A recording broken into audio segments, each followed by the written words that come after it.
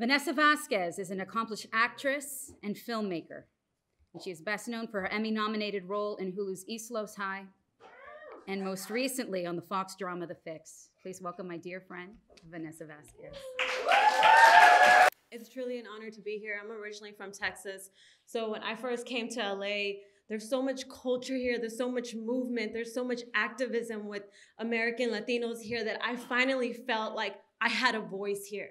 I grew up in a very conservative state, and for me to finally speak up and to feel like somebody was listening to that my story mattered was so freeing. And I congratulate you guys for this movement that you are continuing since the Chicano movement, since the feminist movement, since all the civil rights movement, pretty much. Thank you for continuing this. And I feel like this is something where my home state still needs to progress in. When Trump began with his rhetoric a couple of years ago against Mexicans, I'm not gonna lie, I got really scared, okay? And I went to go do a DNA test, you know, just hoping that there was something else in my blood besides Mexican, you know, something safe like Nazi German. But it turned out that I'm Mexican, Salvadorian, Costa Rican, Brazilian, Colombian. I was like, oh, great. I'm still Mexican. You know? No, not really. Actually, it said that I was 56% European, 40% Native American, 5% African, and 100% Chingona. When I told one of my friends that, I was like, oh my God, dude, I got my DNA test. And I said, I'm like European and Native American. And she was like, oh my God, I always thought you were Mexican. I was like, dude, this is where we come from. Like, we are a product of our ancestors. You know, I went to Europe this year, and I ended up in Italy one day. I don't even know how, don't even ask. And I was drunk, okay? And just living my best life, single female, doing whatever the hell I want. You know, finally I got out of Texas. And thank you. And this guy asked me, he was like, oh, where are you from? And I was like, I don't, well, let's see, I'm American, but I'm Hispanic, but I'm Mexican-American, but I'm in LA now, so I'm a Latina, but no, wait, I'm Latinx. You know, I was like, I don't know, I'm still trying to figure it out, you know? And he was like, oh, you're a Latina. He's like, me too. And I was like, what do you mean, you're Italian? He's like, no, you are Latina because of me, because of your Latin European ancestors. And I was like, oh, he goes, you think Latin derived in Latin America? No, it came from us. Spanish, Portuguese, French, Italian, Romanian. He's like, and those are the 5 Latin European countries that dominated the Americas, which is why you call yourself a Latina. And I was like, how come my friends that are Italian don't call themselves Latino? They're like, and he said, survival. He's like, survival. And it all made sense. And I was like, oh, shit. We're all just trying to survive. That led me to start doing more research into my ancestry, right? I suddenly started feeling this sense of responsibility, not just for my European ancestry, but for my Native American ancestry and my African ancestry and all the other stuff that came with this test. Who knows if it's even real?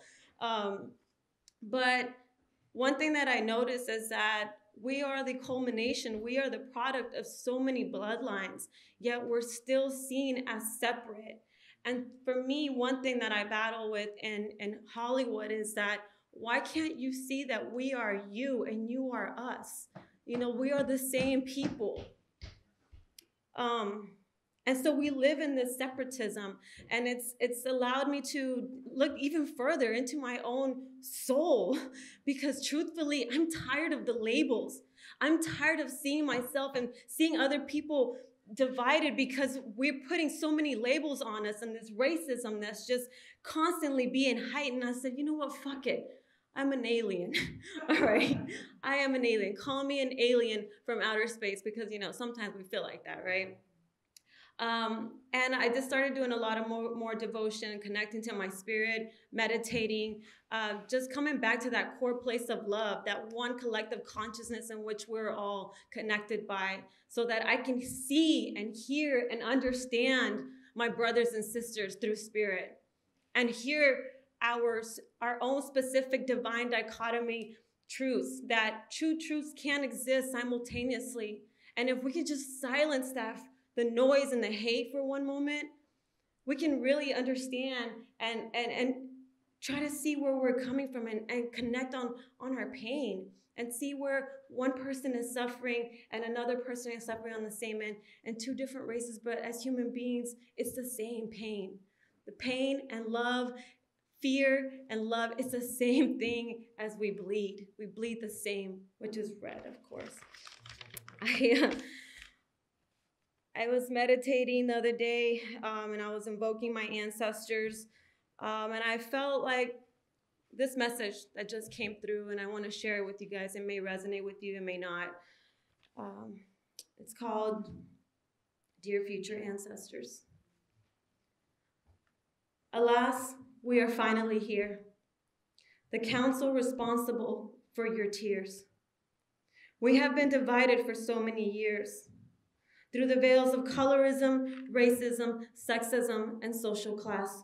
Through religious and political persecution, we have ripped each other apart. But at last, we are finally here. Some of us gave in and succeeded, put our heads down so that our future grandchildren may one day take lead. But alas, we're finally here, together as one.